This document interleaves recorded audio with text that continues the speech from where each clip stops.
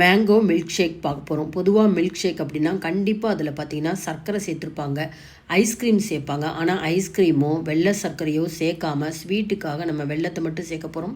ரொம்ப ஹெல்த்தியான milk shake அப்படின்னு சொல்லலாம். எந்த ஒரு ஜூஸ் கடையிலையும் இது கிடைக்காதுங்க.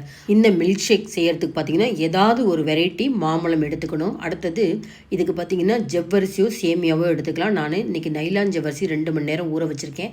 1/2 லிட்டரு பாலை காய்ச்சி வச்சுருக்கேன். அதை நம்ம சூடான அப்புறம் ஃப்ரிட்ஜில் வைக்கணும். ஊற வச்ச ஜவ்வரிசி, அது நைலான் ஜவ்வரிசியோ இல்லை மாவு ஜவ்வரிசி எதுவாக இருந்தாலும் ஜஸ்ட் ஒரு 5 நிமிஷம் வேக போட்டால் போகிறோம். நிறம் மாறணும், உடனே அந்த தண்ணியை வடிச்சிடணும். அடுத்தது இது ஸ்வீட்டுக்காக பார்த்திங்கன்னா வெள்ளத்தை சேர்க்க போகிறோம். 1 கப்பு பொடிச்ச வெள்ளத்தை கொஞ்சமாக தண்ணி விட்டு கரைச்சி அந்த மண்ணெல்லாம் போக முதல்ல வடிகட்டி எடுத்துக்கணும். அதுக்குள்ளே இந்த வடிகட்டி வச்சுருக்க வேக வச்ச ஜவ்வரிசியை திரும்பவும் வானலிலே மாற்றிட்டு வெள்ளை கரைசலை கொஞ்சமாக பாதி அளவு வடிகட்டி ஸ்வீட்டுக்காக சேர்க்க போகிறோம். மீதமுள்ள வெள்ளை கரைசலை தனியாக ஒரு கப்பில் வடிகட்டி தனியாக எடுத்து வச்சுக்கலாம். அடுத்தது இந்த வெள்ளை கரைசல் சேர்த்த ஜவ்வரிசியை ஒரு 2-3 நிமிஷம் நம்ம கொதிக்க விட்டால் போகிறோம். இந்த ஜவ்வரிசி முழுக்க வெள்ளத்தை நல்லா அப்சர்வ் பண்ணிட்டு நல்ல ஒரு டேஸ்ட்டு கொடுத்துருக்கும். லிக்விடாக இருக்கிறப்பே நம்ம அடுப்பை நிறுத்திடலாம். வாசனைக்கு ஒரு 1/2 டீஸ்பூன் ஏலக்காய் பொடி சேர்த்து எடுத்து வச்சிடலாம். மாம்பழம் எந்த வெரைட்டி மாம்பழம் வேணால் எடுத்துக்கோங்க. ஒரு 2 மாம்பழம் எடுத்துட்டா போகிறோம்.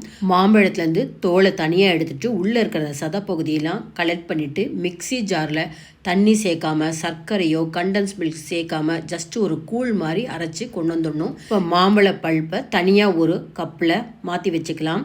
அடுத்து ஜவ்வரிசி ரெடி பண்ணியாச்சு, பால் நல்லா ஃப்ரிட்ஜில் வச்சு கூல் பண்ணியாச்சு, வெள்ளை கரைசல் எல்லாம் ரெடியாக இருக்குது.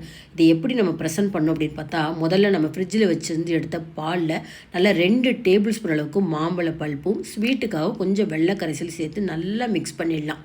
அடுத்தது பார்த்திங்கன்னா இந்த கப்பில் எப்படி ப்ரெசென்ட் பண்ணணும் இதை அப்படின்னு பார்ப்போம். பெரிய ஒரு கிளாஸ் கப் எடுத்துக்கோங்க. அதில் நல்லா 2-3 டேபிள் ஸ்பூன் அந்த ஜவ்வரிசி ஸ்வீட் மிக்ஸை சேர்த்துக்கலாம். செகண்ட் லேயராக நம்ம அரைச்சி வச்சுருக்கிற மேங்கோ பல்ப்பு அதை ஒரு 2 டேபிள் ஸ்பூன் சேர்த்துக்கலாம்.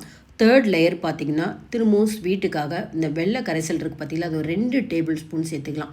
அப்படியே இந்த லேயராக கலர்ஃபுல்லாக இருக்குது பார்த்திங்களா. லாஸ்ட்டாக நம்ம மேங்கோ பல்ப்பு சேர்த்த அந்த பாலை சேர்த்துக்கலாம். கிளாஸ் ஃபுல்லாகவே சேர்த்துக்கலாம். இந்த மாதிரி பால் சேர்க்குறப்ப கூட பார்த்திங்கன்னா ஒன்றோட ஒன்று மிக்ஸ் ஆகாமல் அப்படியே லேயராக இருக்குது பார்த்திங்களா. எந்த ஜூஸ் கடையிலையும் இது மாதிரி கிடைக்காதுங்க.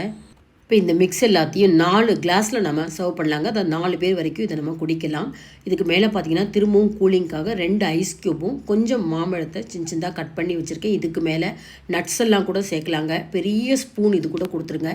ஃபலூடா மாதிரி கீழேருந்து அந்த ஜவ்வரிசி மேங்கோ பல்ப் எல்லாம் சேர்த்து பாலோடு சாப்பிட்றப்போ ரொம்ப ரொம்ப நல்லாயிருக்கும். பார்க்குறதுக்கே எவ்வளோ கலர்ஃபுல்லாக இருக்குது பாருங்கள். மாம்பழ சீசன் இருக்கிறப்பே கண்டிப்பாக ட்ரை பண்ணி பாருங்கள். ஃபுல் வீடியோடைய லிங்க் தரேன், அதையும் பாருங்கள். இந்த வீடியோ பிடிச்சிருந்தா லைக்ஸ் கொடுங்க. மறக்காமல் சேனலுக்கு சப்ஸ்கிரைப் பண்ணி சப்போர்ட் பண்ணிகிட்டே இருங்க.